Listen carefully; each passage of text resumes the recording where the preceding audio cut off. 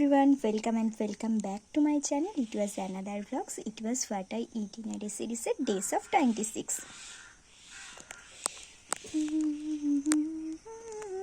ইন্ট্রোর সাথে সাথে কিন্তু আমি একটু গুনগুন করে গান করেও নিলাম। চলো প্রথম থেকে শেয়ার করি সকাল থেকে রাত পর্যন্ত আমি কি খাই। প্রথমে সকালটা শুরু হয়েছিল এক গ্লাস ছাতুর শরবত দিয়ে।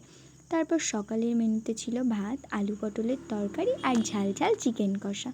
তারপর দুপুরের দিকে পড়াতে গিয়ে খেয়ে নিলাম রেসনা। তারপর বাবা গেছিলো রেশন আনতে, সেখান থেকেই শুনলাম যে রেশনের সাথে সাথে দীঘার জগন্নাথ মন্দির উপলক্ষে একটি করে মিষ্টির প্যাকেট দেওয়া হচ্ছে, যার মধ্যে ছিল একটি জগন্নাথ দেবের মূর্তি এবং মিষ্টি। তারপর লাঞ্চে ছিল ভাত এবং চিকেন কষা।